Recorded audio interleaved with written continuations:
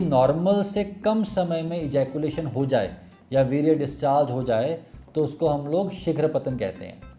अब different patients में different तरीके से ये बीमारी दिखती है।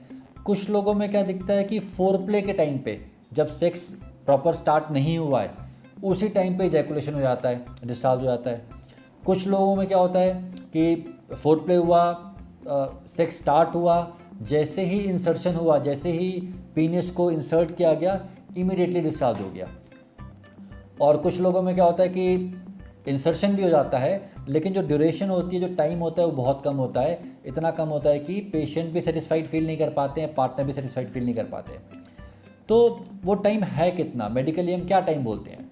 तो देखिए, डिफरेंट गाइडलाइंस डिफरेंट बातें करती हैं।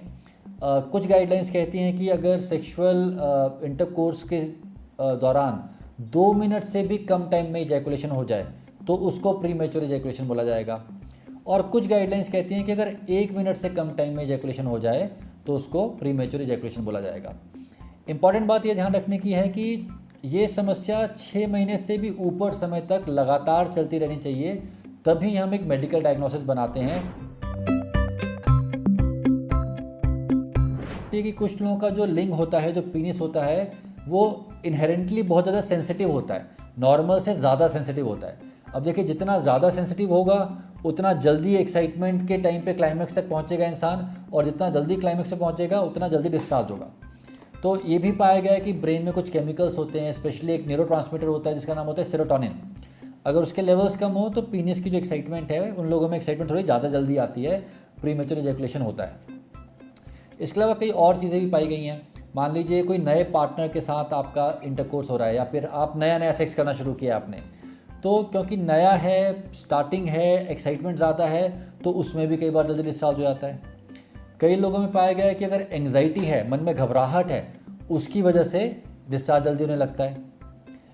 कुछ लोगों में ये भी पाया गया है कि अगर वो नशा करते हैं, जैसे अल्कोहल यूज़ करते हैं या किसी और प्रकार का नशा करते हैं, तो उसकी वजह से भी जल्दी डिस्चार्ज होना शुरू हो जाता है। अब इसमें एक इंपॉर्टेंट बात यह है कि कई बार पेशेंट्स हमें आके बोलते हैं कि जब वो लोग अल्कोहल यूज़ करने के बाद सेक्सुअल एक्टिविटी करते हैं तो टाइम ज़्यादा होता है। तो ऐसा हो सकता है कि शुरुआत में आपका टाइम बढ़ जाए, लेकिन ओवरऑल लॉन्ग टर्म में जाके टाइम कम ही हो जाता है।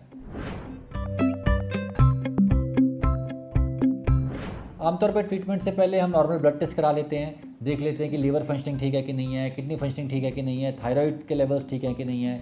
अगर साथ में इरेक्शन की भी दिक्कत आ रही है तो कई बार टेस्टोस्टेरोन के लेवल्स भी देख लिए जाते हैं। 2 प्रकार के ट्रीटमेंट हैं, एक होता है मेडिकल ट्रीटमेंट और एक होता है जिसको हम बोलते हैं non pharmacological approach. Medical treatment में आमतौर पे हम मेडिकेशंस यूज़ करते हैं जो कि बिलोंग करती हैं ग्रुप को जिसका नाम है SSRIs। इसके अलावा हम नॉन फार्माकोलॉजिकल तरीके भी पेशेंट्स को समझाते हैं। बेसिकली पेशेंट को बताया जाता है कि आप सेक्सुअल एक्टिविटी कर रहे हैं, जैसे ही आपको पहली बार ये फीलिंग आए कि आपका एक्साइटमेंट बिल्डअप हो रहा है, आप इजैकुलेशन की तरफ जा रहे हैं, उसी टाइम इमीडिएटली आपको सेक्स की जो एक्टिविटी है उसको या तो रोकना होता है या फिर उसको स्लो डाउन करना होता है। बेसिकली आप चाहते हैं कि जो रबिंग हो रही है पीनिस की, वो कुछ समय के लिए रुक जाए या कुछ समय के लिए स्लो डाउन हो जाए, क्योंकि रबिंग स्लो होगी तो जो एक्साइटमेंट का बिल्डअप हो रहा था, जो एक्साइटमेंट बढ़ रही थी, वो भी रुक जाएगा। और 15 सेकेंड, 20 सेकेंड, 25 सेकेंड का ब्रेक लेने के बाद फिर आप नॉर्मली फिर से सेक्सुअल एक्टिविटी शुरू कर पाते हैं। व्यक्ति सीख जाता है अपने शरीर